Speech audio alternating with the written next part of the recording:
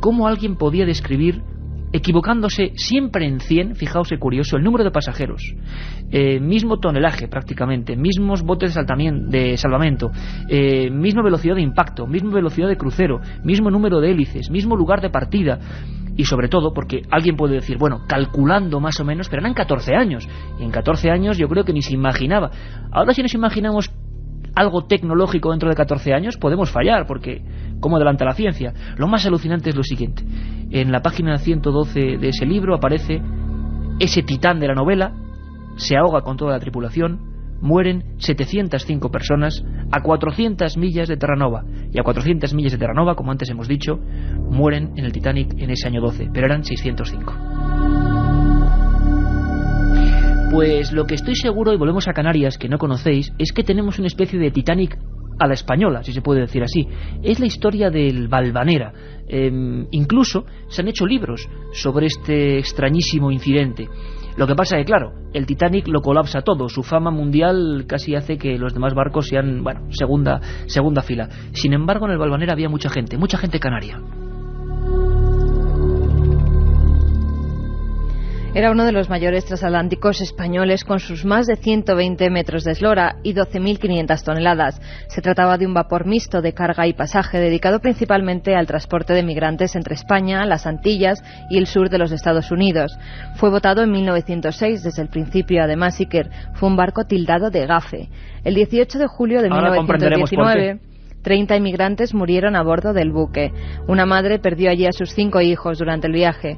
A la llegada del buque a Canarias se pedía el procesamiento del capitán y el médico de a bordo. El 10 de agosto de 1919 el capitán Ramón Martín Cordero, que era gaditano de 34 años, se hace cargo del barco. La mayoría de la tripulación era la primera vez que embarcaba en el Valvanera, y el capitán tenía el presentimiento de que todo iba a salir mal. Y salió mal. La verdad es que fue un viaje, el último viaje del Valvanera. Escuchamos a José Gregorio González, que es nuestro corresponsal en las Islas Canarias, que hizo un trabajo fabuloso siguiendo incluso a supervivientes de esta historia. En el mes de septiembre, si mis datos no se equivocan, entre el 10 y el 12 de septiembre, el Valvanera, lleno hasta los topes, y no solo a nivel oficial con 1.200 pasajeros, sino que se colaban en cada puerto un montón de gente más, desaparece en extrañas circunstancias. Escuchamos a José Gregorio. Por eso nunca sabremos exactamente el número de víctimas exactas que perdieron la vida. Ten en cuenta que oficialmente parten 1.230 personas desde el puerto de Santa Cruz de La Palma y desembarcan en Santiago de Cuba 742 personas. 10, 11, 12 de septiembre es cuando se desarrollan los hechos y cuando se pierde de la noche a la mañana todo contacto con el Valvanera. Bueno, se esperaba que llegase al puerto de La Habana, no llegaba. Prácticamente en aquel momento, cuando desaparece este barco, probablemente con unas 900 personas aproximadamente, bueno, pues se pensó, se tenía muchas esperanzas de que no hubiese sufrido los embates de la tormenta, porque el capitán tenía mucha destreza, porque era un barco de gran calado, un barco preparado también para este tipo de circunstancias, y sobre todo por una cuestión básica y elemental, que muchos barcos dieron noticia de haberse encontrado con el Valvanera navegando en perfectas condiciones cuando ya había sido dado por desaparecido, ¿no? Al igual que en el caso del Titanic, aunque de esto no se ha hablado hasta muchos años después, había premoniciones. O más que premoniciones, malos augurios, o como queréis llamarlo. Nosotros ni quitamos ni ponemos. Es lo que se dijo y lo que aparece en la prensa, sobre todo en la prensa canaria, que seguía con gran desazón lo que había sido el fatal destino de cientos de amigos de La Palma, de Tenerife, de Gran Canaria. José Gregorio siguió ese tema, hizo un trabajo estupendo y recopila ahora alguno de esos malos augurios. Al igual que con la historia del Titanic, también aquí en el Valvanera se dan, por ejemplo, premoniciones, incluso malos augurios, ¿no? Desde el momento en el que el Valvanera se graba ese nombre, en recuerdo de la Virgen de Valvanera, se graba en el casco del barco, se comete un error ortográfico, el de no poner 2V en el nombre, sino poner la segunda con B, lo que se consideró en aquel momento una especie de mal augurio.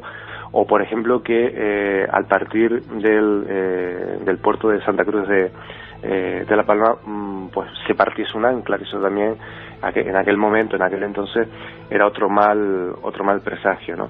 Incluso supersticiones, pero es impepinable lo que ocurrió con su capitán, con Ramón Martín Cordero, de 34 años de edad, que escribió una carta desde Santa Cruz de la Palma a su esposa, augurando que podía perder la vida, ¿no? Esto es una carta que recibió su esposa y que, lógicamente, cuando los hechos cuando la tragedia se confirmó, pues fue publicado incluso por la prensa como un indicio de esa premonición. Un viaje en busca del misterio.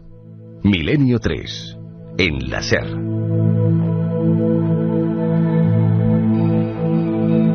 Amigos que siguen preguntándonos en el 7640, sabéis que es una emisión especial hoy, de Milenio 3 hasta las 11, nuestro horario habitual, de 1:30 a 3 los viernes, 3 a 4 los domingos, aunque hay varios especiales de los que queremos daros buena cuenta antes del segundo viaje, todavía más abajo. Ahora estamos casi en superficie, luego iremos a los abismos. Antes de seguir con las preguntas de oyentes, Carmen, no me resisto a preguntarte, tú que has estado en los archivos buceando también, nunca mejor dicho, había más incluso, más premoniciones, todavía más allá de esa carta terrorífica que se publicó, del presentimiento de ese capitán. Pues sí, que era además de la premonición de Ramón Martín Cordero, que era el capitán, hubo el de una niña, Ana Pérez Zumalave, que tenía 5 años de edad. Cuando vio el barco se negó a embarcar y, presa de un ataque de histeria, le gritó a su madre: «El barco se va a hundir, yo no quiero ir». También Iker, el 5 de septiembre, al llegar el barco a Santiago de Cuba, a pesar de que muchos de los pasajeros tenían el billete pagado hasta La Habana, desembarcaron un total de 742 personas. Lo que ignoran es que esta decisión iba a salvar sus vidas. Cuando se les preguntó, después de que se hundiera el barco, dijeron que una especie de presentimiento les había hecho desembarcar. Es lo que se publicó en su día, 742 personas. Bueno, ¿y qué pasó con ese barco? ¿Se chocó con algo? ¿Se agrietó? ¿Se topó con una tormenta? Hay vestigios y comunicaciones que dicen que lo veían tranquilamente, después incluso de haberse dado notificación de desaparición.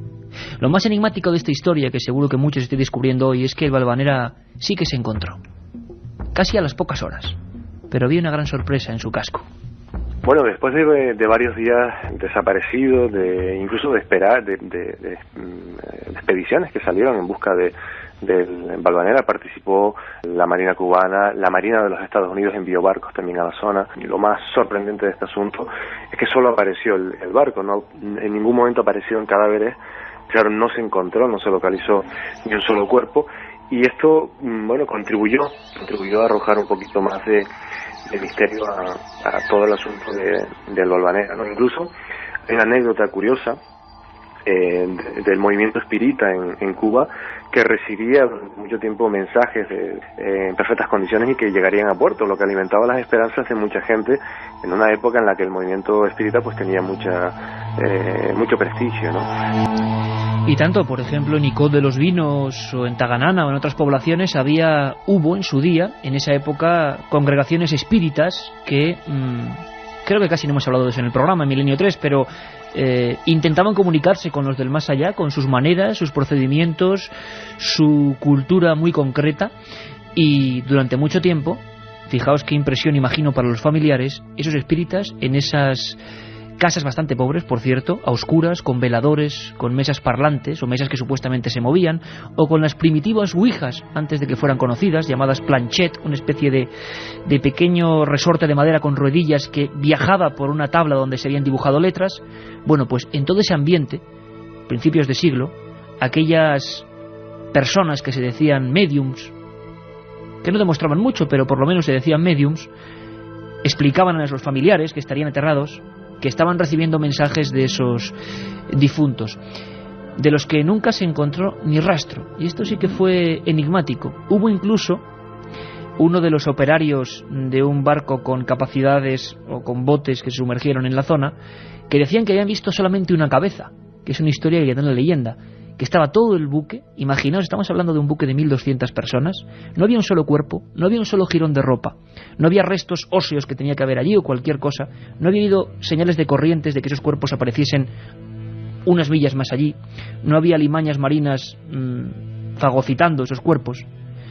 Lo que decían, ya lo dejamos en el punto de la leyenda, leyendas del mar, es que entre el casco rumbroso casi ya del Valvanera había una sola cabeza de mujer, una cabeza decapitada. Y aún en Key West, que es la población más próxima donde se hundió el Valvanera, los lugareños de allí llaman el buque fantasma de las arenas movedizas. Hoy en día. Y cuentan que las noches en que hay temporal se oye aún el silbido de la chimenea del barco. Algunos incluso aseguran haber observado cómo una fantasmagórica figura negra lucha contra el oleaje intentando salvarse de morir ahogado. Quizá, y hablamos por supuesto de leyendas, pero preciosas leyendas, son las leyendas que dan sentido también al mar y a las reuniones de marinos. Quizá ese Martín Cordero, ese capitán que escribía su última carta atormentado diciendo que algo iba a ir mal. Más mensajes que nos llegan al 7640, palabra clave milenio. Cristin, por ejemplo, nos dice: estoy en una torre de vigilancia muerta de miedo, pero no puedo quitar el programa. Vigilancia marina. Toda leyenda tiene su lado real. Buenas noches. Acerca de las serendipias relacionadas con el Titanic, nos dice Luis, su tripulación había sobrevivido al hundimiento de 2 barcos.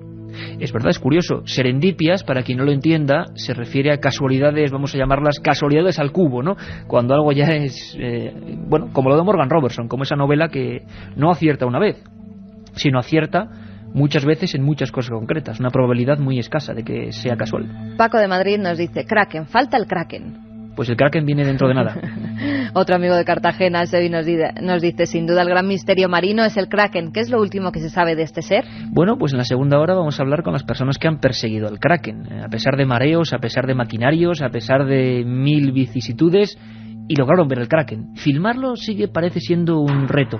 Pero lo que yo quiero también es que no solo nos quedemos en el Kraken, sino en sus compañeros más sombríos y de los que tampoco se sabe. Y hasta de los hombres pez vamos a hablar, que también dicen los antiguos que los hubo. Y sobre ello nos preguntan también: ¿podéis hablar del hombre pez de Liérganes? ¿Es verdad que existió o es pura leyenda? No, es verdad. Eso es verdad. Lo que no sabemos es qué era. Si era un enfermo con ictiosis. Luego descubrimos lo que es la ictiosis, esa enfermedad de las escamas. Es una historia preciosa de la que quedan legajos con nombres, apellidos y documentos. Y en esos legajos que, tengo que decirlo, encontré en Santillana del Mar y que jamás se habían publicado, se cuenta la historia, el nacimiento y la desaparición de Francisco de la Vega Casar, hombre pez, así lo llaman, de Liérganes. Juan desde Ibiza nos dice: yo tuve una premonición también sobre el embarranco de un barco. Fue el 12 del 12 de 1999. Curioso, hay gente, pues como le ocurre a estas personas, ¿no? Siempre decimos, creemos más en la videncia espontánea, ¿verdad?, que en la gente que dice ser vidente. Creemos en esos golpes del destino, de lo que sea, de esa persona, imaginaos, ese ricachón que se marcha del barco porque presiente algo, cuando está ya organizándolo todo. Bueno, eso sí que parece que ocurre. ¿Ocurrió con otros barcos? Nos preguntabais por otros nombres que son ya parte de la historia del misterio del mar. Mar y Celeste, por ejemplo. Una historia absolutamente clásica para algunos y que también tiene buena porción de enigmas. Pues sí, que si quieres vamos a comentar un poco la historia del Mary Celeste. El Mary Celeste fue construido en 1860 en los astilleros de Joshua Dewis, en Nueva Escocia. Originalmente se llamó Amazon y fue botado en 1861, el año en que comenzó la Guerra Civil Norteamericana. Las tragedias empezaron poco después, cuando su primer capitán, un escocés llamado Robert McLellan, cayó enfermo y murió. Entonces asumió el mando John Newton Parker, quien capitaneó el primer viaje del Amazon, pero el barco tropezó con una encañizada de pesca cerca de Maine, sufrió daños en el casco y tuvo que volver a los astilleros para ser reparado. Mientras estaba allí se produjo un incendio que costó el puesto al capitán Parker. El Amazon cruzó por primera vez el Atlántico sin problemas hasta que llegó al estrecho de Dover y chocó con un bergantín. El bergantín se hundió y el Amazon tuvo que ser reparado de nuevo y su tercer capitán marchó en busca de otro puesto, la leyenda negra que perseguía este barco. Después de las reparaciones y del nombramiento de otro capitán, el Amazon volvió a América y acto seguido encalló cerca de Cove Bay, en la isla Cap Breton, en Nueva Escocia. Fue sacado de las rocas y reparado de nuevo, pero parece que fue vendido varias veces. Varios de sus propietarios quebraron y ninguno de ellos obtuvo beneficios de su contacto con el barco. Finalmente llegó a manos de Winchester & Company y se pasó a llamar Mary Celeste. El 2 de noviembre de 1978 zarpó rumbo a Génova, Italia, con una carga de 1.701 barriles de alcohol desnaturalizado. Sería la última vez que se vería a la nave y a su tripulación. Un mes más tarde, el 5 de diciembre, poco antes de la 1 del mediodía, un marinero del Dei Gratia, John Johnson, que estaba al timón, avistó un barco a unos 8 kilómetros. El capitán Morehouse intentó contactar con él varias veces, pero al no obtener respuesta, decidió enviar a algunos hombres a investigar. Cuando llegaron hasta el navío, se dieron cuenta de que el Mary Celeste estaba completamente desierto. Lo que les extrañó es que el barco estaba en mejores condiciones que muchos otros que cruzaban regularmente el Atlántico y que todo estaba colocado como si lo acabaran de abandonar. La ropa colgada, el suelo encerado. Lo único que hacía presagiar que el barco había sido abandonado era que un trozo de barandilla estaba roto y desde allí habían lanzado los botes salvavidas. ¿Pero por qué razón? La mayoría de las teorías apuntaron a un asesinato masivo cometido por la propia tripulación del Mary Celeste o por los hombres del Dei Gratia. Otras leyendas hacen referencia al ataque de un pulpo gigante, una enorme criatura hambrienta que acabó con toda la tripulación. Menuda historia, el Mary Celeste. Desde luego, ese pulpo, por lo menos en las leyendas nórdicas, existía, era el famoso Kraken. Era ese calamar gigante que también ideó en su mentalidad Julio Verne y todo el mundo les llamaba exagerados, ¿no? Luego comprenderemos que de ese animal hay toda una historia real, verídica, auténtica. Eso sí, dicen los expertos, que luego van a estar aquí, que puede haber calamares gigantes de 20 metros de largo. ¿Serán capaces de atacar un barco? ¿O eso sí que jamás ocurrió y fue una especie de exageración? Todos tenemos en la memoria, y a ver si hacéis un pequeño esfuerzo, porque estoy seguro que lo podéis ver, ese grabado antiguo, antiquísimo, creo que del siglo XV-XVI, en el que una especie de pulpo grueso, gigantesco, está amarrándose a las velas de un barco y lo está intentando hundir. Al mismo tiempo intenta devorar a los aterrorizados marinos. Y el Seabird, el pájaro del mar, sería el último de los barcos fantasmas, ¿no, Carmen? Sí, que el Seabird de 1883 se produjo cerca del faro de Canby, en Oregón, otro caso de desaparición extraña. El Seabird era una goleta de 26 metros de eslora. Sin razón aparente se echó sobre un banco de arena. Los testigos que se encontraban en la costa esperaron a que anclara, pero no lo hizo. Otro golpe de mar hizo que el barco se ladeara hasta casi alcanzar el agua. Entonces todos esperaron ver a los marineros lanzarse, pero no fue así. Cuando las autoridades fueron avisadas y subieron a bordo, se dieron cuenta de que el puente estaba desierto. Todo estaba en perfecto orden. Incluso en la cocina, la sartén y la comida aún estaban calientes. El café hervía y aún olía a tabaco. Lo extraño y curioso de todo esto es que no quedaba el más mínimo rastro de la tripulación. Nunca se halló a ninguno de sus marinos. Le queremos preguntar de nuevo a Nacho Ares cómo hoy en día, 2004, está ese asunto de intentar rescatar tesoros de este tipo de barcos. Fantasmas o no fantasmas, con más o menos riquezas. Sigue siendo un mundo, parece que vedado a unos pocos. Esto es lo que nos respondía. Patrimonio arqueológico en este sentido de la península ibérica, sobre todo lo que es la zona mediterránea, es quizás de los más grandes del mundo en este sentido, ¿no? Hay una cantidad inmensa de pecios, muchos de ellos todavía ilocalizados, pero que todavía, sobre todo por problemas burocráticos, administrativos, en muchos casos los que intentan realizar este tipo de investigaciones son empresas totalmente privadas, que nada tienen que ver, no tienen, mejor dicho, ningún vínculo con instituciones públicas, ¿no? Pero, y sobre todo también por el elevado coste que ello supone, es decir, sacar un pecio de un barco, hablemos de una manera mucho más clara de las profundidades del mar, es un proceso y algo realmente muchísimo más costoso de lo que es una simple excavación a nivel de tierra. Un programa que se sumerge en el otro lado de la realidad. Milenio 3, con Iker Jiménez y todo su equipo en la SER. Y esta noche de profundidades, esta noche marina, esta noche de océanos oscuros ya a estas horas. Yo siempre me he imaginado, cuando veo el mar de noche me da un respeto, me da una cosa, sigue siendo un universo completamente vedado, al menos para mí. Juan Carlos Ingelmo, hoy es el capitán, no como el de la Albanera, afortunadamente, que nos lleva por buen ritmo en torno a las profundidades. Estamos ya a punto de descender a una segunda hora, de verdad, que va a merecer mucho la pena. Tanto como que creo que es momento de presentar a dos invitados. También los veo con el buzo, también los veo con las botas, también los veo con todo tipo de artilugios, de luces.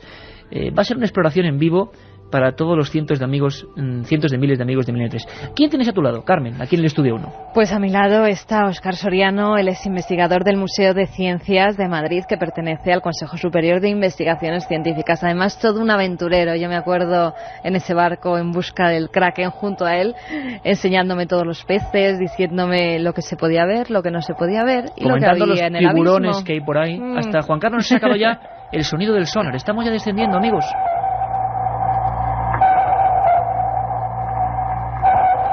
Y nos sumergiremos en profundidades donde nunca se ha puesto una luz, nunca se ha puesto una cámara. Don Óscar Soriano, amigo, bienvenido. Buenas noches, encantado de estar con vosotros, que sois unos buenos amigos, y además estoy encantado del ambiente que hay en el estudio. Hay gente que no nos cree, claro, tú eres la primera vez que vienes al estudio. Por la noche. Claro, tú...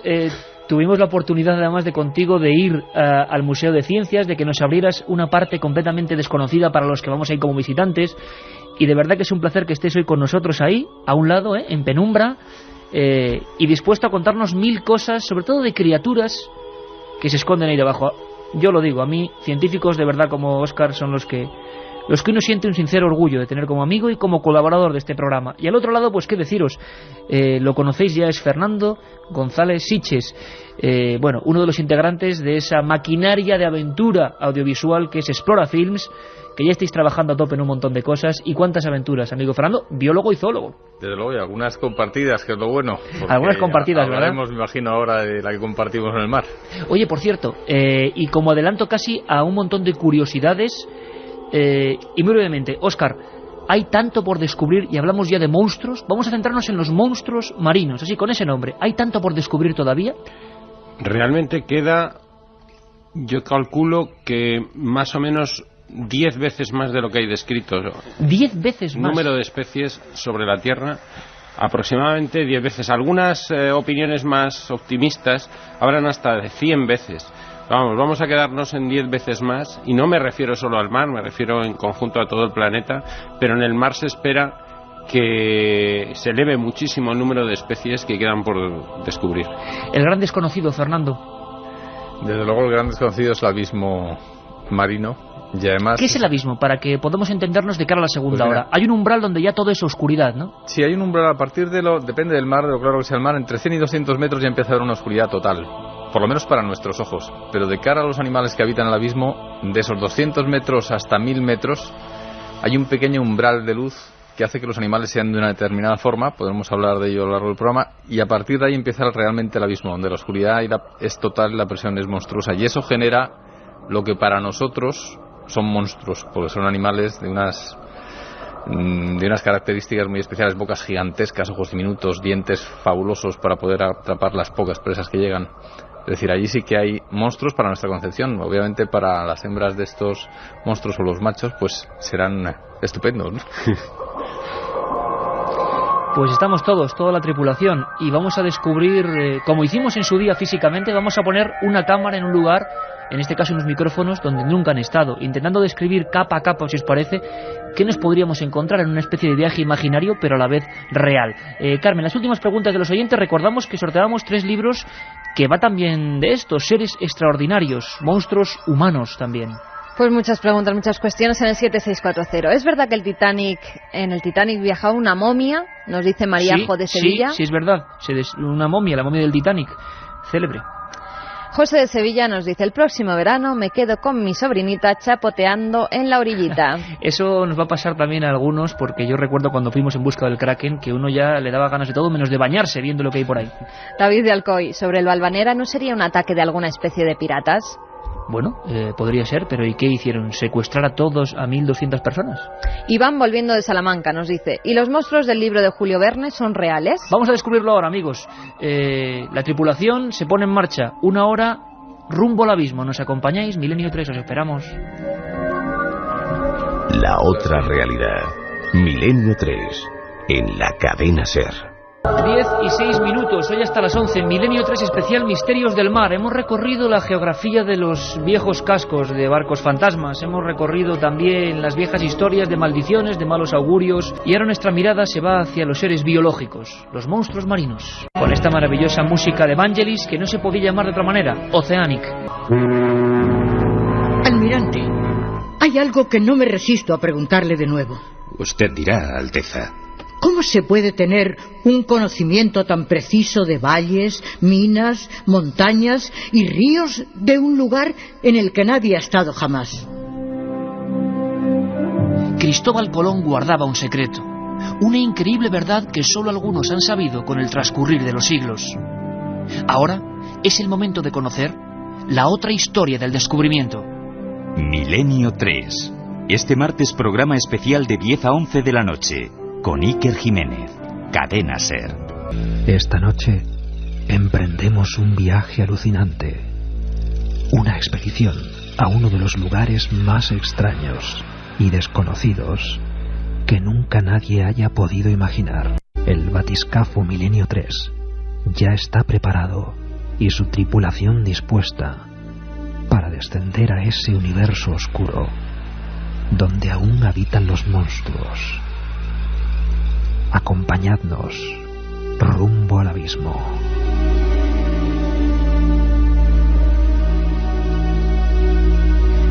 Estamos ya bajando en busca de ese mundo, como decía Fernando González Siches y Óscar Soriano, que es algo completamente desconocido, absolutamente insólito. Poco conocemos de esta historia. Nos hemos aproximado en una ocasión, Carmen.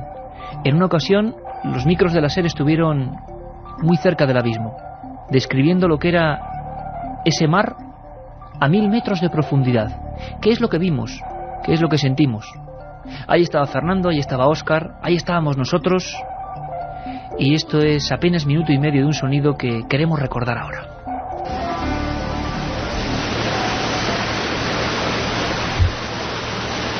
Y nos encontramos ya en esta especie de puente de mando junto a los monitores, y a un lado tenemos el agua prácticamente entrando por el casco. Los marineros en la parte superior están trabajando, haciendo los últimos preparativos. Ha caído ya la noche y nos encontramos, parece ser, sobre el punto exacto donde puede habitar ese kraken, ese ser de las profundidades. Fernando González Siches, director del proyecto Kraken, menuda empresa, y hay que valorarlo, poner estas cámaras a 1000 metros de profundidad, un trabajo titánico. Tan fascinante como complicado, porque, vamos, de hecho, por eso no se ha conseguido rodar hasta la fecha el calamar gigante, porque es que poner unas cámaras en esas cotas de profundidad y conseguir estar viendo en tiempo real como estamos ahora mismo, pudiendo ser testigos privilegiados de este abismo, pues nos ha supuesto 2 años de trabajo y 40 personas dedicándose en cuerpo y alma a desarrollar una tecnología que pudiera hacer real este milagro, ¿no? Pero el resultado, bueno, ahí lo tienes. Es como ver otro planeta prácticamente aquí a través de los monitores. Es que es otro planeta. La Tierra, si tú le das la vuelta, si no la ves como solemos verla nosotros en los mapas, si le damos la vuelta y lo vemos por el Pacífico y lo viéramos desde el espacio, veríamos que el planeta es un planeta azul, o sea, principalmente de agua. Hay mucho más allá abajo que por encima del agua, en la superficie, y todo absolutamente desconocido. Esto mismo que tienes delante, estas imágenes de los monitores, están hechas en un lugar, son imágenes de un lugar que no se ha visto jamás en la historia, y no solo eso, sino que jamás desde la creación del mundo una luz artificial como esta ha iluminado ese fondo, ese limo que estamos viendo ahora, y a estas criaturas que pasan de vez en cuando por delante de la cámara, jamás nadie lo ha iluminado, salvo la propia luz bioluminiscente de los peces y los invertebrados del fondo marino. La otra realidad. Milenio 3, en la cadena SER.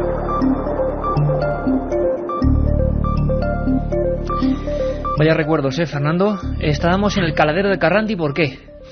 Pues allí estábamos buscando las primeras imágenes del calamar gigante, que sabes que es un reto que tiene la comunidad científica y quizá todos los que nos gusta el océano, no necesariamente científicos, y que sabemos que existe ese calamar gigante, que lo tenemos además muy cerquita en la costa asturiana. Sabes que Luis Laria, que luego participará, tiene allí la mejor colección del mundo de calamares gigantes. Tiene un mérito impresionante. Y era la primera vez que en España se intentaba algo así. Realmente la primera vez que se intentaba siquiera aproximarse a conocer la naturaleza del abismo a través de una cámara, ¿no? Y bueno, ahí estuvimos todos los que estamos aquí, la verdad. y sabéis que no lo conseguimos al final, pero no cerramos la puerta de intentarlo otra vez. Bueno, tenemos esperanza. Conseguimos que este micrófono que tengo yo aquí, bueno, este exactamente no, pero no igual amarillo, acabase un programa pegándole al Kraken, aquel Kraken que se capturó, que la gente casi es que dice, no me lo puedo creer. ¿Te acuerdas, verdad, Óscar? Hombre, claro ese que calamar sí. que tuvo que pasar por debajo de nuestro barco, realmente, prácticamente. Pues estaban ¿no? pescando a 300 metros de nuestro barco, y cuando llegamos a tierra nos llegó la noticia que habían sacado un calamar. Salimos corriendo, pues los 4 que estamos aquí, hacia el puerto pesquero, y allí nos lo encontramos, pero la sorpresa vino después, y es que aquel calamar era un calamar macho, y hasta ese momento en España se habían capturado 25 hembras y ningún macho. Ningún macho. Sí, y sorprendentemente luego descubrimos cosas que nos llamaron mucho más la atención, y es que los calamares en su reproducción inyectan una cosa que se llama espermatóforo, que es donde van los espermatozoides, en cualquier parte del cuerpo de la hembra, y luego estos migran hasta que se logra la fecundación. Pero la sorpresa que nos encontramos en el calamar macho es que en uno de sus brazos había un espermatóforo inyectado, ¿no? Y entonces esto nos chocó bastante y empezamos a darle vueltas al asunto, si esto había podido ser en un encuentro. Los encuentros entre machos y hembras de calamares suelen ser bastante violentos. Bueno, y con esas longitudes. Efectivamente, y además es que se enroscan entre ellos, es una cópula curiosa, ¿no? Cuando menos. Y empezamos a dudar si ese espermatóforo había sido producto de un error de encuentro entre dos machos, o si el macho en esa vorágine sexual se lo había inyectado a sí mismo. Esto lo estamos tratando de investigar nosotros en el Museo de Ciencias Naturales, y los alemanes hace pocos meses, hace 2 meses, publicaron la misma observación, publicaron en prensa normal, no en prensa científica, porque realmente el proceso para saber si ese espermatóforo es del propio animal o es de otro, pues es complicado y delicado, ¿no? Entonces estamos en la misma línea ambos equipos, los alemanes por un lado y nosotros por otro. Así que ese macho nos puede aportar mucha luz a mucha duda que tenemos sobre la biología. Estamos ya embarcados y, como dice Óscar del Museo de Ciencias Naturales, un científico de los de verdad, de los que se visten por los pies y que es capaz de ponerse las botas y perseguir. No es solo la ciencia de despacho, sino salir casi como los aventureros antiguamente, y los piques que hay entre países por conseguir, evidentemente, la mejor muestra. 7640, Palabra Milenio, esos 3 libros de seres extraordinarios que sorteamos con vuestras preguntas, y Carmen va a ir almacenando para luego preguntárselas a Óscar y a Fernando. Un viajero del abismo totalmente esquivo. Los datos que tenemos son alucinantes para quien no sabemos de esto, Fernando. Ojos como un balón de balonmano, luces en la parte delantera, algunas especies que tienen garfios en vez de ventosas, y eso está ahí abajo y no somos capaces de... ¿Por qué están saliendo tantos? ¿Por qué están surgiendo tantos en nuestras propias playas? Bueno, lo que está pasando, yo creo, hablando con Luis, le hacíamos esta misma pregunta: ¿por qué de repente tantos calamares gigantes cuando antes? Y él nos comentaba que es que ahora hay una... Y bastante de la responsabilidad tuvo la campaña del proyecto Kraken, y desde luego mucha de ella la tiene Luis Laria con el programa que tiene de actividades para que la gente conozca a este calamar gigante. Es que antes aparecía el calamar gigante y nadie le daba importancia porque no se sabía muy bien. No se lo podían comer tampoco, porque la gente dice, ¿y esto se puede comer? No. Alguna vez lo han intentado y creo que ha habido intoxicaciones masivas porque tiene muchísima concentración de amonio en su cuerpo y hace que sea incomible, gracias a Dios, porque si no me imagino que ya en parte los japoneses lo habrían comido o pescado, habría una pesquería seguro. Pero la aparición de estos calamares gigantes, con lo grande que eran, pues ha empezado a llamar la atención. Hay realmente ya una red establecida de contactos en la costa asturiana que avisan a Luis de la aparición de nuevos, y luego además, como bien decías, el calamar gigante, el Kraken, el Architeuthis, es solamente uno de los grandes calamares que hay allí desconocidos, porque está el Taningia, que decías que en vez de ventosas tiene garfios, que aunque no llega a los tamaños que llega el Architeuthis, es un animal fascinante, se le ve mucho más, digamos, un predador más potente. El calamar gigante... Que vaya aspecto, ¿no? Además tiene esos, como llamáis vosotros, fotóforos o fotóforos, exacto, que son luces. Dos grandes mazas con unos fotóforos enormes al final. Y es un animal que tiene un aspecto casi todavía más agresivo, ¿verdad? Inquietante, ¿no? Porque el calamar gigante pues es por su tamaño, pero la forma realmente externa del calamar es muy parecida al calamar que nos comemos todos. Quiero que escuchéis un pequeño documento de los reporteros de National Geographic, que claro, también están investigando estas historias y que hablan no precisamente de calamares, pero sí de otras grandes criaturas, porque al parecer los calamares, cuando se empieza a vislumbrar que existe esta criatura, que en un principio era digna de la ficción, es cuando se ven en los cachalotes a gran profundidad que tienen marcas, ¿no?, esas ventosas. Había algunos especialistas de National Geographic que, bueno, luego hablaremos de eso, de ataques de tiburones gigantescos, de tiburones más grandes de lo habitual, de tiburones casi prehistóricos. Escuchamos. Es el gran padre de la familia de los tiburones y se come a la gente. Un tiburón gigantesco que se come a la gente, allá del tiburón blanco. Yo no sé si me equivoco, algunos hablan y nos preguntan megalodón, hablan de un, no sé si me equivoco, Óscar, hay un megatiburón por ahí abajo que todavía podría existir y sería una de las grandes leyendas, ¿o no? No, lo que realmente existen son fósiles de este animal, ¿no? Un animal que, para que nos hagamos a la idea, con la boca abierta, la distancia entre los dientes de la mandíbula superior e inferior sería la altura de un hombre. O sea, estamos hablando de un... Que te come de un bocado, vamos. Vamos, casi, a lo mejor ni se entera. O no suponemos mucho alimento para él, ¿no? ¿Y qué envergadura puede tener un animal de este tipo? Pues un animal de estos podía llegar a medir 20 metros o 20 y algo, ¿no? O sea, era un animal... ¿Os imagináis un autobús, un tiburón autobús con la boca abierta? Autobús con dientes. Autobús con dientes. Pero eso es real. Se está publicando y diciendo que podía haber, es imposible. Por ejemplo, otros tiburones sí que siguen sin modificarse prácticamente desde tiempos casi prehistóricos, y sin embargo ¿por qué desapareció, Óscar?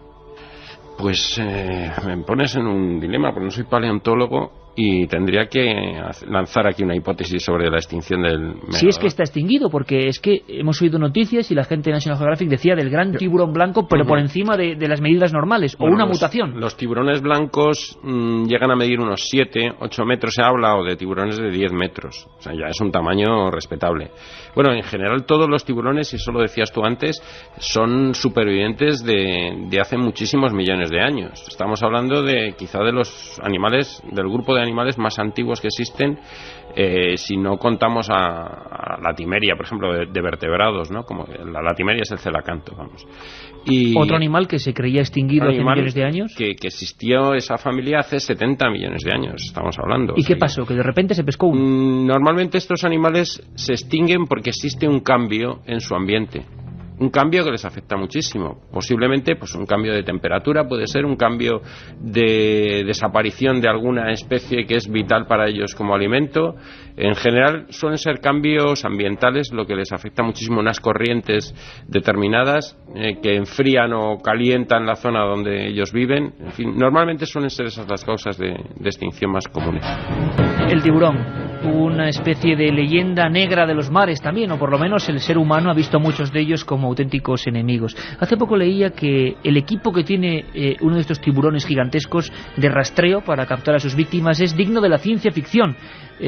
Dicen los expertos que utiliza 2/3 del cerebro solo para oler, que estos tiburones detectan una partícula de sangre entre 25 millones de partículas de agua y son capaces de detectarla, que sus fosas nasales o cavidades nasales son direccionales y pueden enfocarlas casi como si fuera un radar, y que la línea lateral de su cuerpo capta vibraciones mínimas en el agua de peces, y sobre todo de peces heridos, o habría que decir, de humanos heridos.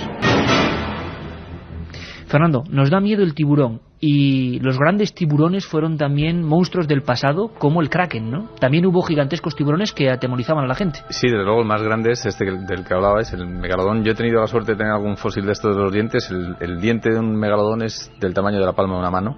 Es realmente impresionante. Yo, hablando un poco y volviendo al tema que acabas de dejar, yo no creo que pueda existir, simplemente porque necesitaría, en el abismo hay muy poca comida, hay una escasez, es una pauta general. Y si un animal tan grande que se refugia en el abismo tendría que necesariamente que tener presas gigantescas, salvo que en el abismo también se escondan presas tan grandes como él, pero que tarde o temprano se enfrentarían a la falta de alimento, ¿no? Y la falta de alimento generalmente da animales más pequeños, fascinantes también, pero más pequeños. Creo que tenemos, Fernando, al otro, para unirse a esta tertulia, en la que podéis intervenir en cualquier momento, a otro auténtico especialista que ha sido mencionado varias veces y un buen amigo que nos acompañó en ese viaje, y que, bueno, pues tiene, como decíamos, la más importante colección de kraken auténtico, y hay que decirlo, un español que está ahí jugándose el tipo y conservando estos ejemplares que en otros países del mundo, bueno, creo que le han hecho ofertas hasta millonarias por algunos ejemplares, porque se valora más este tipo de cosas casi fuera que aquí, ¿no? Luis Laria, del CEPESMA, compañero, buenas noches. Muy buenas noches. Oye, Luis, estamos hablando de cosas que te gustan mucho, de tiburones gigantes, de krakens. Yo recuerdo una escena que no se me va a olvidar nunca, en ese viaje en busca del calamar gigante, cuando te estabas sumergiendo en aquellas aguas, me comentabas que en nuestras aguas, en España, también existen muchas clases de tiburones. Me enseñabas un catálogo incluso bastante terrorífico para el que no sabemos de estas cosas, pero tampoco se cuenta eso mucho, ¿no? Es decir, hasta el mar más cercano a nosotros es bien desconocido, ¿no? Sí, efectivamente. Además, tenemos que saber incluso que para muchas personas les pasa desapercibido que incluso el propio tiburón blanco, pues en algunas ocasiones también está pululando por nuestro Cantábrico. Ya no digamos por el Mediterráneo, que incluso es más habitual, O sea que digamos que las aguas peninsulares españolas tienen una variopinta gama de tiburones, que incluso algunos de ellos pues es bastante habitual verlos, y que son también tremendamente inofensivos, como son incluso los tiburones peregrinos, que pueden llegar a medir pues hasta 12 metros. 12 metros de una criatura, Luis, que para los que no nos metemos mucho en el agua marina, aunque sea inofensiva, como decís, porque me hace mucha gracia cuando los expertos hablan, no hace nada, pero ver venir eso tiene que ser algo... De todas formas, es que tú cuando te metes en el agua ves tiburones por todas partes. Bien, donde no los hay. Me estás quitando la fama de explorador avezado que tengo entre parte de la audiencia de Milenio 3, y le estás echando... con el tiburón martillo. Le estás echando, sí, me da bastante mal rollo, la verdad. Luis, hablábamos de la colección más importante de kraken. ¿Cuántos hay ahora mismo en tu colección? ¿Y dónde está exactamente para que la gente sepa y pueda ir? Bueno, pues tenemos 21 ejemplares, y la gran mayoría de ellos pues están en Luarca, que es un pequeño pueblo de la costa asturiana, en el occidente. Maravilloso. Bueno, pues muchas gracias, y yo de verdad que disfruto mucho en este pueblo, aunque yo no soy de aquí, soy de Gijón, pero bueno, realmente disfruto muchísimo en un pueblo como este, del que me siento realmente ya como nacido, ¿no? Decir que son 21 ejemplares, la gran mayoría están aquí, pero tenemos algunos expuestos en La Coruña, y también tenemos algunos expuestos en Francia ahora mismo, y estamos ya pendientes pues para hacer 2 exposiciones también, posiblemente hagamos una en Washington. Estamos matizando, digamos que las posturas, puesto que ellos realmente quieren una instalación con mucho tiempo, casi pues hablamos de 30 años, nosotros preferimos hacerlos más escasos en tiempo, porque yo creo que Asturias, y en este caso el norte de España, y España tiene que tener la singularidad de ofrecer a la sociedad pues algo tan extraordinario como estos dinosaurios vivientes, que realmente son fósiles todavía vivos, y que digamos que, bueno, pues albergando un espacio, digamos que teniendo un continente importante para darle espacio a este contenido, que yo creo que es singular en el mundo. Oye, ¿cuál es tu ejemplar preferido? ¿Por algún motivo, por lo extraño? Luis. Bueno, yo, aunque ya ves que en cantidad de ocasiones se habla del kraken como ese monstruo extraordinario que incluso ya leyendas y leyendas nos fueron transmitiendo nuestros antepasados, realmente para mí, aunque sea más pequeño, para mí es fascinante el Taningia danae. El de los ganchos, para entendernos, ¿no? El de los ganchos, efectivamente. Ese monstruo tan maravilloso, porque realmente es tremendamente peculiar y extraordinario, con esas 2 luces que son esos 2 órganos fotóforos, que son como casi como pelotas de ping-pong, o incluso en algunas ocasiones algo más, y que son como si fuesen, como digo, 2 linternas en esa noche eterna que es el mundo submarino, ¿verdad? Porque a partir de los 250 metros ya no existe la luz, y ahí solamente ya viven a expensas de las únicas luces que pueden generar de forma natural pues los seres que habitan esos fondos.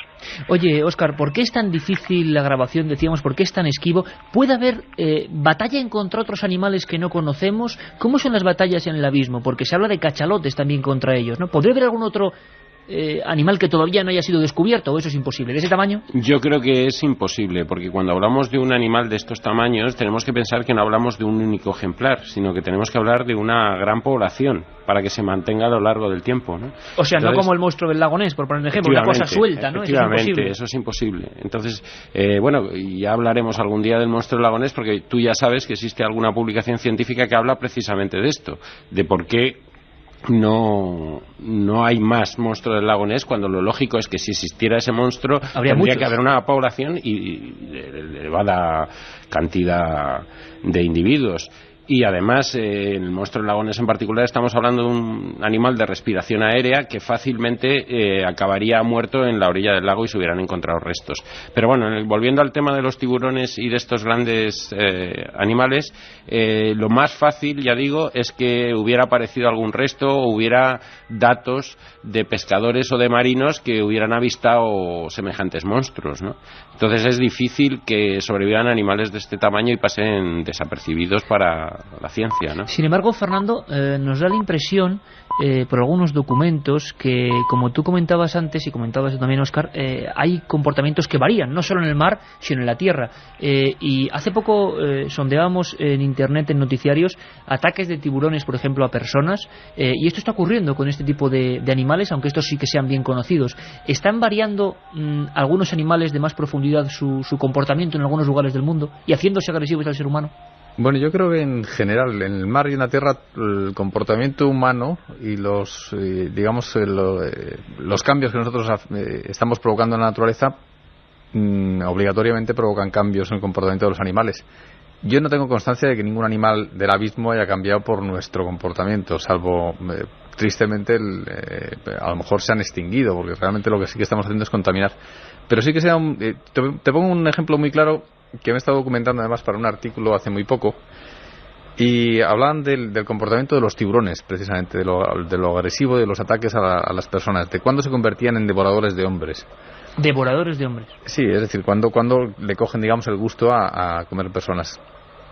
Esto nosotros, viendo un poco la documentación, cuando existía todavía el tráfico de esclavos, yo estaba leyendo esta mañana uno de los libros estos que nos gustan tanto, de 1800 y pico, y hablan de cuando la ruta que hacían desde Mombasa y desde Zanzíbar los barcos negreros hacia América generaban un seguimiento permanente de distintas especies de tiburones, y se convertían esos tiburones, digamos, que estaban siempre alrededor de los barcos. Eso hacía que si tú te bañabas en las costas de Mombasa, de Zanzíbar, o donde llegaban los barcos en Haití y demás, con los esclavos, que generalmente cuando llegaban a puerto tiraban todos los cadáveres o los iban tirando por el camino, y los que todavía estaban tan débiles que no servían para vender también los tiraban y dejaban que se los comieran los tiburones. Eso generaba que los tiburones cogieran gusto y se habituaran a comer.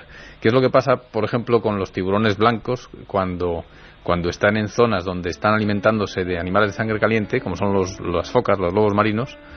Pues en esas zonas es cuando se producen y donde se producen los ataques a las personas. Nosotros, vestidos de neopreno, haciendo surf con unas aletas, el perfil nuestro es el de un lobo marino muy parecido. Y además somos animales de sangre caliente. Esa misma especie de tiburones, en el Mediterráneo, un tiburón blanco, como decía Luis Laria, o en el Cantábrico, no es tan agresivo ni tan peligroso para el hombre, porque ellos generalmente vienen siguiendo los grandes atunes o los grandes peces, y no nos parecemos tanto a su presa habitual. Es decir, si nosotros lo que hacemos es cebarles con carne humana, o ser tan imprudentes de meternos en zonas donde nos puedan confundir con comida, conseguiremos que al final nos coman, lógicamente.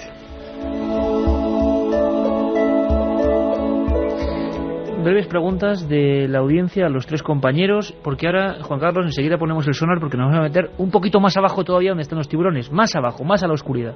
Vamos con muchas preguntas en el 7640, palabra clave, milenio, espacio, y como siempre lo que vosotros queráis. Sabéis que sorteamos 3 libros de seres extraordinarios. Rubén de Ciudad Real nos dice: he leído descripciones de enormes serpientes marinas y encajan con el aspecto del, a ver si lo digo bien, Zeuglodón, antepasado de la ballena. Todos hemos mirado a Óscar, serpiente marina. Sí, ya sabéis que uno de los temas que me apasiona normalmente son el origen de todos estos mitos, ¿no? De todos estos monstruos. O sea que la serpiente marina es un mito, pero que aparece siempre en los mapas antiguos y sí, un pero temor fíjate, tremendo. Estás haciendo tú un gesto que es vital, y es el gesto de ondular verticalmente.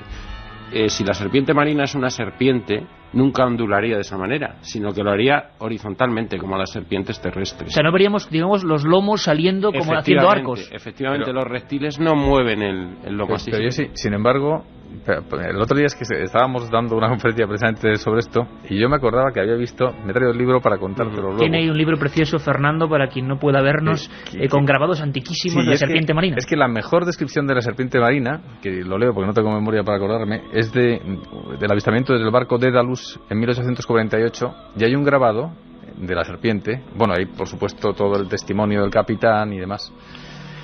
Y en el grabado, si te fijas, no ondula. Es como, realmente es como una anguila gigantesca. Con la cabeza, no, la cabeza ya le han echado un poco de fantasía. Sí. Pero vemos que no, curiosamente, no todas las serpientes marinas, y desde luego esta, que es la mejor descrita, la que se toma como la descripción más auténtica de una serpiente marina, tanto que el propio Owen, que echaba por tierra todas las teorías de Darwin, a este dijo que efectivamente aquello tenía que ser una serpiente marina, aunque bueno, ya... Pero en la conferencia también hablábamos, ¿verdad? ¿Te acuerdas? Es que es un tema que siempre estamos Fernando y yo hablando. Enredando eso. Existe un pez cinta de un tamaño... Un pez cinta que se llama terrible. Regalecus glesne. Se han llegado a sacar individuos de 8 metros en la zona de Laos. Bueno, Laos en particular no, porque no tiene mar. Es en el delta de Mekong, ya más en Tailandia, en todo el sudeste asiático. Se han sacado ejemplares de este tamaño y que si lo vemos, fotografías de ellos son exactamente iguales que los dragones chinos. Y Luis, tú has estado buceando por allí, además, ¿no? Claro, yo quería preguntarle a Luis. Sí, dinos, Luis. Efectivamente, quería apuntaros lo del Regalicus gladius, porque es que precisamente yo tengo 2 ejemplares, que uno sobrepasa con creces los 5 metros y que además es verdaderamente para hoy, porque ya estamos muy acostumbrados a ver, pues digamos que distintas anatomías, pero yo entiendo que ese ejemplar, que puede llegar a medir perfectamente los 8 metros, que precisamente es además tiene un color plateado extraordinario, la boca como si fuese pues con una protuberancia que además es, digamos que es como una trompeta que la puede alargar. Y los barbillones esos que tiene, como los dragones chinos. Eso es un dragón marino. Luis, buenas noches, Luis, ¿qué haces que no te veo? Buenas noches. ¿Qué tal? Encantado de estar. Me alegro mucho de escucharos. Igualmente. 2 personalidades como vosotros. Menuda tertulia que tenemos aquí. Oye, Luis, yo no me resisto. Estamos aquí todos escuchando y aprendiendo de vosotros, de gente que sabe de verdad del mar. Tú, Luis, te has sumergido muchas veces. Lo hiciste allí cuando seguíamos el Kraken. ¿Qué es lo más raro que tú has visto? ¿Qué es lo más raro que tú te has encontrado? O la situación, me contaba Fernando alguna cosa por ahí de alguna cueva con cadáveres de animales. La afición que tengo yo a tu historia de la cueva, que quiero hacer un documental contigo. ¿Cuándo es el momento? Imagino que para un submarinista acostumbrado a la exploración de los, no abismos, pero sí profundidades, el miedo hay que saber controlarlo, imagino, porque tiene que ser peligroso. ¿Cuál es el momento en el que tú o peor lo has pasado o más te has quedado fascinado en el aspecto de alguna cosa extraña, hablando de animales raros, Luis? Yo creo que aquellas personas que sienten una pasión, que a veces es una pasión desmesurada, porque yo tengo que entenderme como un loco cuando estoy realmente en una situación así, yo creo que los problemas derivan precisamente de eso, de ese enclaustramiento que tenemos en ese momento que estamos, que no recibimos realmente bien las sensaciones de peligro, ¿no? Pero al fin y al cabo yo creo que el buceo no es un peligro, el peligro está en extralimitarse en situaciones, ¿no? Pero realmente a veces, por ejemplo, bueno, pues podemos estar, yo recuerdo, ahora que me estabais comentando esto, recuerdo una inmersión al sur de Manado Tua, en la zona de Sulawesi, donde había una morena que yo no sé realmente lo que pesaba, pero fijaros que yo tengo aquí también en el aula del mar un congrio de 81,5 kilos.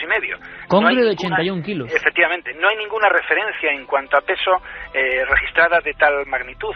Pues recuerdo que aquella morena que estaba entre unas zonas de corales blandos extraordinarios que parecían pues como un jardín de coliflores maravillosas, pues aquella morena salió desde la cueva y precisamente se dejó tocar, pero era una morena que aquella sensación no me parecía real, ¿no?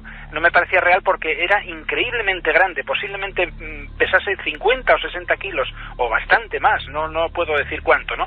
Y yo no sé por qué, pero viendo que el guía que estaba con nosotros, que estábamos haciendo 3 personas la inmersión, viendo que el guía se acercaba, y yo tuve la sensación de que tenía que tocarla, y de una forma totalmente absurda la toqué, pero después me di cuenta de que realmente ella bailaba un poco en el agua, se salía de la cueva, y la fui tocando entera, completamente, todo lo que era la zona dorsal hasta la cola, y aquello para mí fue algo realmente increíble, porque siempre la morena está establecida como uno de los seres más repudiables en el mar, porque yo... Bueno, el aspecto es fiero, ¿eh? Sí, es anguiliforme, y además, bueno, pues es como casi una serpiente, ¿no? Pero realmente aquello a mí me apasionó, y fue, yo creo que es una de las imágenes más extraordinarias en cuanto a lo que es el comportamiento de un animal con respecto a nosotros, estos otros animales, ¿no? Pero lo que decía antes, efectivamente, Fernando, pues también hay sensaciones en las cuales uno tiene que pensar qué ocurre con la naturaleza, porque entrar en una cueva a 37 metros de profundidad, una cueva laberíntica como son, en este caso, la cueva de Sipadán al este de Borneo, y entrar en ella y darnos cuenta que después de recorrer como unos 50 o 60 metros por unas galerías, nos encontramos con multitud de tortugas muertas, unas todavía incluso en estado de descomposición, que precisamente por la emanación de los gases, por esa acumulación de gases, están flotando en lo que es en el techo de la cueva, y otras pues que ya llevan muchos años allí muertas. Y lo curioso de todo ello es que precisamente todas las tortugas, absolutamente todas, eran hembras. Perdón, eran machos. O sea que hay cosas que realmente son singulares, ¿no? Y después hay que ir dándole pues un poco de pie digamos que a las situaciones para creer por qué, ¿no? Y después valorábamos que efectivamente que en la época en la que las hembras pues estaban en celo, pues los machos pues entraban, y generalmente suelen entrar 2 o 3 machos, sobre todo algunos inexpertos que son más jóvenes, para hacer el acoplamiento, y en un momento determinado pues comienzan a pegar a veces entre ellos, se ponen nerviosos, empiezan a levantar el sedimento, y cuando se dan cuenta pues la hembra se marchó, y a lo mejor se marchó con aquel que era el partener que necesitaba, pero después los otros dos pues a su aire, cuando se dieron cuenta, se quedaron dentro de la cueva sin poder respirar, sin poder salir a la superficie, ¿no? Historias de las profundidades realmente enigmáticas, y que imagino que uno, claro, hay que verse como Luis en ese momento ahí bajo el agua observando todo eso en un lugar que tampoco se conoce muy bien. Hablaremos mucho más de inmersiones y de lo que se puede ver, y además bien cerca, no a veces en el abismo, sino bien cerca de nuestras costas, que son unas desconocidas. De momento, además, ¿verdad, Fernando, Óscar? Recomendar la visita a Luarca, a ese auténtico museo que ha montado Luis Laria con los ejemplares de calamares gigantes fabulosamente ahí conservados, un ejemplo único, y que toda la gente, desde luego, que quiera aprender más de los auténticos monstruos marinos, que no son leyenda, que están ahí, que desde luego los atenderá con los brazos abiertos. Luis, amigo, un abrazo muy fuerte, compañero. Un abrazo a todos, muchísimas gracias. Luis. Un abrazo. Gracias, un abrazo. Un programa que se sumerge en el otro lado de la realidad. Milenio 3, con Iker Jiménez y todo su equipo en la SER.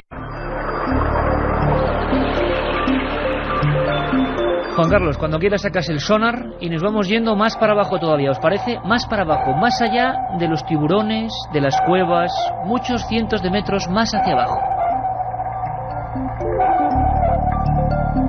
Y es que pasan cosas, cambios de comportamientos, tiburones de alta profundidad y una serie de fauna que, desde luego, cuando yo recuerdo la primera vez que me la mostraba Fernando en algunos viejos libros y fotografías, uno no se puede creer, eso es ciencia ficción. Escuchamos a unos científicos dentro de un submarino, el Alvin, de alta profundidad, extasiados por lo que están viendo. Vamos a comprender un poco su momento.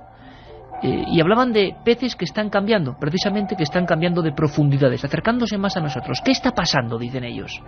Es una hembra. No muchos pueden descender con un sumergible a más de 900 metros de profundidad. Nunca estás segura de lo que vas a descubrir, y tienes esa incertidumbre de no saber qué podrás ver en cada nueva inmersión. Mira el tamaño de ese bicho. Mide 3 o 4 metros de largo.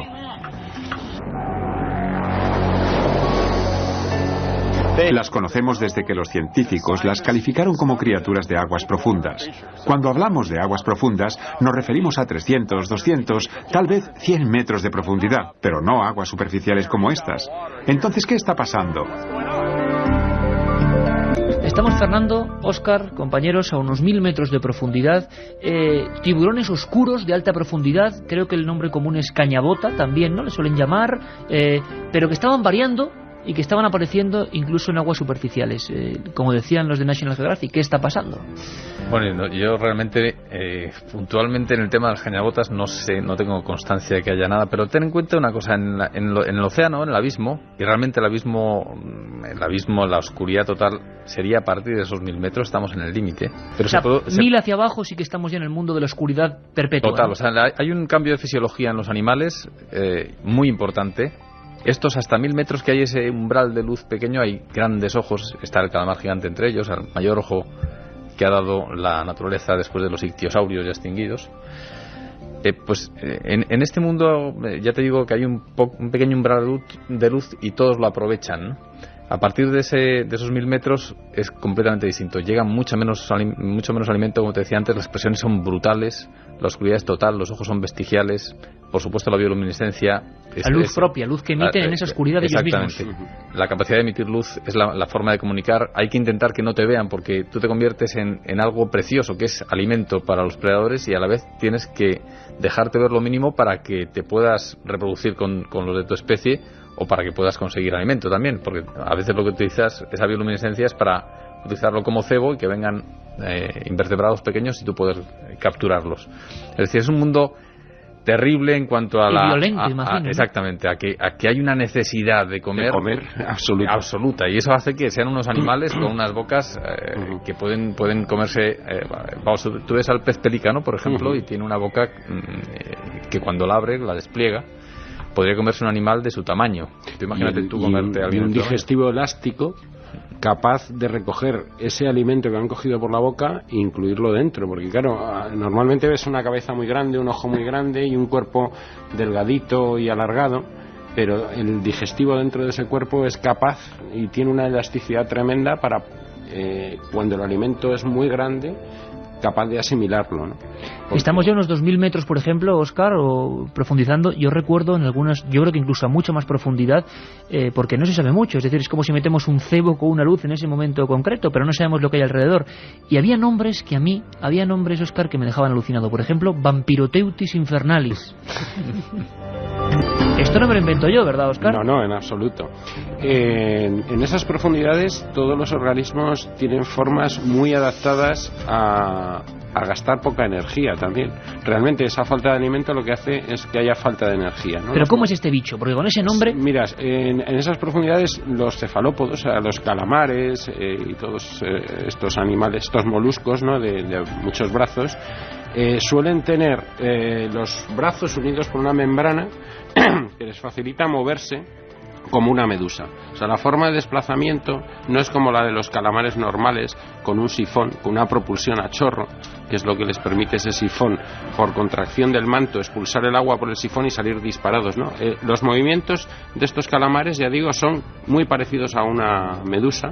Incluso cuando los ves por primera vez te crees que es una medusa y no, son calamares. Y además, no en el caso del Vampiroteutis, pero sí en otros, los cuerpos suelen ser muy transparentes, parecidos a las medusas. Sí, porque hay una escasez de proteína tal que los cuerpos se quedan de ese tono, ¿no? Vamos con más preguntas, pero antes, Fernando, ¿por qué los científicos le ponen a ese, cuando lo ven, ese nombre? Eso no es casual, Vampiroteutis infernalis. A mí me gustaría que pudiéramos transmitir por una vez una imagen real a las personas que nos están oyendo, y lo entenderían simplemente con verlo. Porque cuando tú ves es un calamar de color rojo teja oscuro, con lo que son las aletas con las que mueve el cuerpo, que la tiene al final del manto, son como grandes orejas de cerdo, o sea, es decir, tiene un aspecto raro. Tiene unos tentáculos cortos y un ojo de azul turquesa, muy extraño, que se cierra como una especie de diafragma, y que lo impresionante que tiene es que cuando se asusta, los tentáculos se cubre, o sea, le da la vuelta a los tentáculos, se cubre, y por debajo los tentáculos son como el Taningia danae del que hablaba Luis, están llenos de ventosas, de ganchos, de garfios. Entonces se da la vuelta y se convierte en una especie de pelota llena de garfios por todas partes, con la boca en el centro. Y eso hace que de aspecto pues sea bastante terrorífico, aunque luego el animal, me imagino que por su tamaño y demás, pues no supone ningún peligro. ¿A cuántos metros estamos, Fernando, más o menos? Pues el Vampiroteutis yo creo que está del orden de 300 metros, sí, por ahí. Sí. O sea, estamos por encima, en el Vampiroteutis estamos por encima. De todas formas que... O sea, que están más arriba. Están más arriba, pero ten en cuenta que precisamente por esa escasez de alimento, en el abismo se produce la mayor migración de animales de la naturaleza, o sea, de biomasa en la naturaleza, porque todas las noches los animales suben a buscar alimento. Cuanto más arriba, más alimento hay, y luego con las primeras horas de luz vuelven a bajar, ¿no? Y luego hay quien dice que los monstruos no existen, los monstruos en el imaginario popular. ¿Os imagináis, como decía ahora mismo Fernando, una esfera de pinchos, de garfios, con la boca en el medio, navegando por la oscuridad perpetua? Imagínate una noche romántica en el mar, bañándote en el mar por la noche, que te suba un vampiro. Que no sabemos lo que hay en el mar, no sabemos lo que hay en el mar. Bueno, me parece que Fernando y Óscar van a tener que empezar a hacer las maletas, a construir otro de esos submarinos en busca del calamar gigante, porque un vigilante en el puerto de Málaga nos dice que le han dicho los portuarios que han visto un calamar gigante vivo y que vive en unas tuberías. Pero como un calamar gigante en unas tuberías. Hombre, eso es lo que le han dicho. Yo si le han Tenemos comentado datos, ahí, que vive en una tubería un calamar gigante, lo que habría preguntado a estas personas es ¿qué han tomado? ¿Qué es lo que han claro, o qué han fumado? Vamos con más. ¿Y cómo lo han visto? ¿No? Las serpientes marinas de las cartografías se colocaban en lo que se creía el fin del mundo conocido o aguas desconocidas. Esto lo producía el miedo. ¿Es cierto? Otro amigo. ¿Por qué siempre ha habido ese miedo a los monstruos marinos? Miedo existe a todo, porque a todos esos animales que nos resultan extraños, porque tendemos a humanizar a esos animales. Por ejemplo, porque tenemos que les miedo. ponían caras de hombre en los dibujos muchas veces. También es que los dibujos no los hacían los mismos observadores. Estaban hechos por dibujantes que jamás habían estado a lo mejor en el mar. Esto se ve muy claro en grabados antiguos, ¿no? Porque se da aspecto terrestre a muchos monstruos, entre comillas, marinos, ¿no? Tú los ves luego dibujados y a lo mejor les ponían cabeza de cerdo, de jabalí, con colmillos. Los cangrejos, los bogavantes que todos conocemos, se dibujaban como si fueran cangrejos de río. Y esto es que no los dibujaba realmente el observador, sino que el observador se lo contaba al dibujante y el dibujante deformaba eso. Qué interesante. Yo Iker, de todas formas creo, y un pequeño inciso, yo creo que cuando tú estás en el mar, y mucho más en esa época que no se conocía nada, claro. Pero yo tengo alguna experiencia, o sea, yo recuerdo haber estado, por ejemplo, de vuelta muy machacado por un intento de llegar a la Antártida en un velerito pequeño, y nos refugiamos en la isla de los Estados, más allá de casi la nada, del un fuego. viaje aquí al lado. Y bueno, habíamos estado visitando es un antiguo presidio que dejaban allí a la gente que no, como es una zona tan terrible de mar, pues no te puedes escapar, y vivían los presos asilvestrados, y estaba lleno de cruces, era un sitio bastante siniestro. Como el Milenio 3, vamos. Y volviendo, exacto, tenía mucho encanto, pero por la noche ya, otra vez en el barco y volviendo por los canales fueguinos, pues tenías en la mente ideas un poco torcidas, digamos, y tu espíritu no estaba muy bien. Y se producía un fenómeno que es bastante frecuente en aquella zona, incluso en España algunas veces, un fenómeno de fosforescencia marina, que es por unas alguitas pequeñas que tienen bioluminiscencia, y el barco iba dejando una estela de color fósforo en el agua. Los espectáculos más bonitos que hay. Impresionante, pero también te sugestiona bastante, porque claro. es impresionante. Es una zona absolutamente salvaje, no hay una luz, salvo el inmenso firmamento, que es impresionante. Las luces cuando tienes total oscuridad en la tierra, pues el cielo está lleno de estrellas de una forma impresionante. Y tú veías esa estela del barco, y a la vez nosotros vimos como si fueran cometas por debajo del agua que venían hacia el barco, que luego vimos que eran delfines, pero que tú los veías cuando estaban debajo del agua con la agitación de la cola para propulsarse, pues producían esa fosforescencia, y cuando saltaban fuera del agua se producía una explosión de luz y desaparecían en el aire, porque era oscuro. Entonces era la visión, digamos, en negativo de lo que generalmente ves. Y en ese momento alguien que no conozca, yo me pongo 2 siglos atrás, y eso puedes imaginarte que es cualquier cosa, ¿no? Un auténtico monstruo. Juanchu de Castro Urdiales, en Cantabria, nos dice: estoy pescando y me voy ya mismo. Con lo que estáis contando no me extraña. Que no se vaya, qué envidia. Un día le contaremos Nos da mucha envidia, porque Fernando y yo somos pescadores. La Gaceta del Norte sacó, Óscar, en Laredo, no en Castro Urdiales, en Laredo, la historia del monstruo de Laredo. Una historia que os tengo que pasar, porque la recuperé en la hemeroteca. Imagino que sería el resto de algún gigantesco animal, pero las fotografías ocupando la portada del periódico eran como una serpiente marina, realmente. O uno de estos bichos que habéis hablado antes. Antón de Lugo pregunta: ¿los expertos pueden hablar del pez ogro que vive en los abismos? El pez ogro. No tengo ni la menor idea. Hay un pez ogro, claro, depende cuál sea el nombre. El nombre común, que es muy parecido a es como si fuera un blenio gigante con unos dientes muy aparente. El nombre científico igual no es pez ogro, precisamente, bueno, ¿no? Claro. No, el nombre científico yo no lo sé, pero vamos, es un nombre extendido, y realmente el pez tiene cara de ogro. O sea, es de los que vas buceando y te aterroriza, que luego no haga nada, ¿no? Ese es un tema que me gustaría además contarte, Iker, porque has dicho que tú tienes miedo a los tiburones. Yo sí. Y es que por esa manía que tenemos de humanizar los rasgos y los gestos, yo creo que los tiburones realmente son un peligro en determinadas zonas, pero no nos tienen que aterrorizar de la manera que nos aterrorizan. Yo creo que la base del terror, piénsalo y míralo en un acuario, o cuando tengas ocasión de ver un documental de tiburones, mira el ojo del tiburón. Es la mirada más fría que puedes encontrar, yo creo, en la naturaleza. Y eso es lo que nos produce ese terror por estos animales, ¿no? Y en el caso sobre todo los del pez martillo. Claro.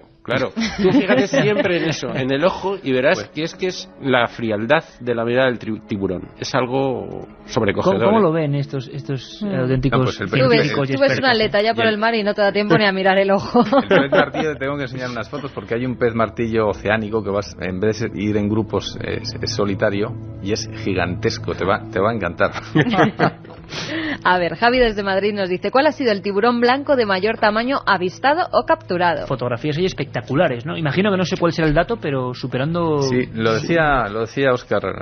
Más de 10 metros, 7, 8 metros. No, se habla de 10 metros, pero vamos, los restos no han llegado nunca a ser medidos y publicados, ¿no? O sea, lo que sí se conocen son tiburones blancos de 7 y casi... Esperamos, un tiburón blanco de 7 metros, yo muy te grueso, aseguro... además, Mira, ¿no? yo intentando rodarlo en el sur de Australia, le preguntamos al que en teoría nos tenía que diseñar las jaulas, y le dijimos, bueno, pero que queremos una que sea seguro. Y dice, pero no seguro, ¿a qué se refiere usted? Y pues una que pueda parar a un tiburón blanco de los grandes. Y dice, no, vamos a ver, yo le puedo hacer una jaula para sumergirse y rodar tiburones blancos, pero como venga uno a partir de 7 metros, no hay una jaula que pueda parar a un tiburón que quiera comerte. Bueno, un peldaño más del que hablaremos otro día, porque por supuesto la tertulia continuará. Quién sabe cuándo, quién sabe cómo, ese es el enigma de Milenio 3, pero disfrutamos de verdad con vuestra presencia, amigos. Es, por ejemplo, otros monstruos que daban miedo, las sirenas, las sirenas humanas. Nos preguntan mucho por ellas. Nos preguntan, bueno, pues respondemos muy brevemente con precisamente el autor del libro que hoy sorteamos, el doctor, pediatra, el zaragozano Manuel Moros Peña, que ha investigado este asunto de las sirenas y nos dice que no es monstruosidad, que es una auténtica enfermedad, la sirenomelia, existe de verdad y no es ninguna leyenda. Bueno, realmente hay una malformación congénita muy poco frecuente, puede afectar a uno de cada 60.000 recién nacidos, que guarda cierta similitud con lo que es la representación clásica de las sirenas. Entonces esta malformación precisamente se llama sirenomelia. Bueno, pues consiste en una falta de desarrollo de las extremidades inferiores. Entonces son niños que nacen pues con la mitad superior del cuerpo normal, por decirlo así, pero la parte inferior no está desarrollada. Entonces las extremidades inferiores están completamente fusionadas, terminan en una especie como de extremidad cónica y sin pie. Entonces así a simple inspección física puede recordar un poco por las representaciones clásicas de las sirenas, tal como las conocemos, ¿no? La otra realidad. Milenio 3. En la cadena SER. Estabas comentando algo, Óscar, de la sirena de Segovia. Sí, ya sabes que lo hablamos recientemente. En Segovia hay un museo de la brujería y allí tienen una pequeña sirena. Yo cuando lo vi anunciado en el periódico, en cuanto pude fui para allá. Y digamos la parte superior parece el feto de un niño, la parte inferior, y es que la luz no acompañaba muy bien para ver aquello, pues podría ser bien las extremidades de un albatros o incluso de una foca, ¿no? Con unas membranas y unas uñas. Y es que me lo ha recordado ahora cuando hablaba este señor aquello, pero claro, en la parte inferior no coincide con la... Claro, que podría ser un hábil montaje de los santos que había, esa ¿no? fue mi idea. Cuando fui allí, tratar de hacer unas fotos, no pude hacerlas y estudiar más detenidamente aquello, pero claro, es que la falta de luz y el que no pude hacer las fotos no... Un sitio tenebroso también. No es una sirena, pero es Katia Rocha, que está aquí con nosotros. Por cierto, Katia, vamos primero con los 3 ganadores y luego vemos las últimas preguntas. Ricardo de Villalba es uno de los ganadores de este libro de Manuel Moros Peña. ¿Es posible que exista una civilización en el abismo? Es lo que nos pregunta. Dice que humana, si podría ser algo ¿no? parecido a las leyendas de sirenas. Parece ser que a Ricardo también le gustan las sirenas. Paquito nos dice, ¿cómo puede ser que en esas profundidades viva gente o vivan seres humanos?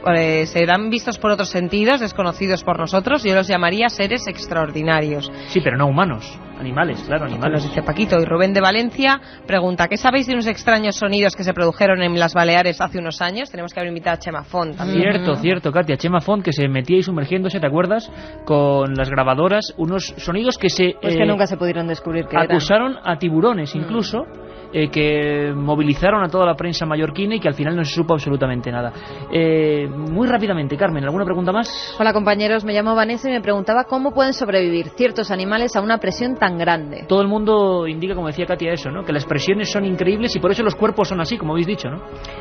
Sí, y además compensan. Si la presión interna es igual que la externa, pues pueden aguantar esas presiones.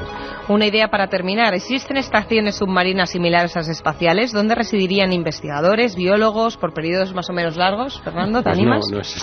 Ahora igual no. Ahora igual no.